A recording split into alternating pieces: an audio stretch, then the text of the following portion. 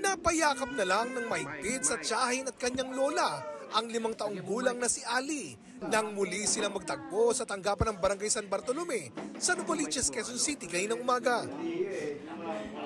Si Ali, ang batang naiulat na nawala noong March 17 matapos kunin ng isang lalaki sa Angeles City sa Pampanga. Nakuhanan pa yan ng CCTV.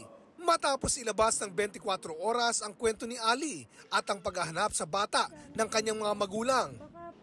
Kaninang umaga, may mga nakakita sa kanya na naglalakad sa Barangay San Bartolome sa Novaliches, Quezon City. Nang mamukaan siya ng ilang taga roon, kinumpronta nila ang lalaki. Sabi ko, anak mo ba yan? Hindi siya masagot. Paano nyo namukaan yung bata? Through sa FB po, nung nag-viral po siya sa 24 oras, nung binalita po siya.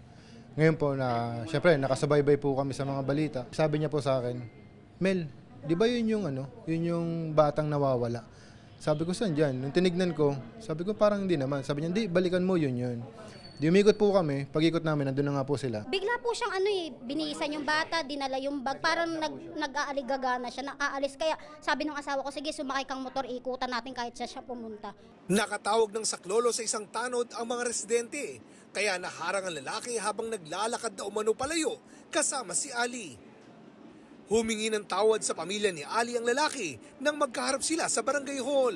Pasensya na po, sorry po kung may mali po talaga kasi hindi ko po sinama ko po. Alam ko pong malayo po yung Pampanga pero po hindi ko po pinabayaan po yung bata pero sana po patawad po, sorry po kasi hindi po kasi ako masyado pabigla-bigla po yung isip ko eh. Pero sagot ng tiyahin ni Ali. Anong ginawa mo? Hayop ka? Anong wala kang ginagawa masama? Hindi, walang patawad. Animal ka? Kwento ni Ali sa kanyang tiyahin. Anong ginawa niya? Pitik ka! Pinitik ka.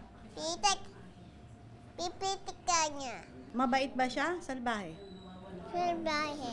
Itinanggihan ng lalaki. Kasi kung iwanan ko po siya roon, baka kung ano mangyari sa kanya, mahulog siya o sino makadampot sa kanya. Eh ako, sabi ko, no choice na sabi ko.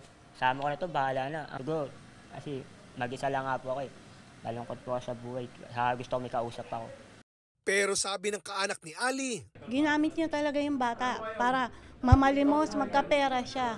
Hindi ko alam ano pa susunod niyang gagawin. Kaya hindi po pwedeng hindi siya mananagot. kukulungan niyo po siya? Pakukulong ko po siya talaga. May proseso tayo pagdating sa pagkukup ng bata. So dapat, pag nakapulot? Pag nakapulot, i-ano sa barangay. Sa nangyari sa kanya, pwede siyang makasuhan ng kidnapping. Siguro. Yun yung magiging kaso niya.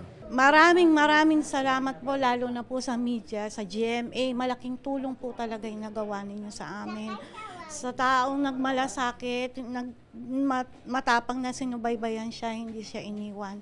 Malaking tulong po yun. Maraming salamat po talaga sa inyo. Thank you po.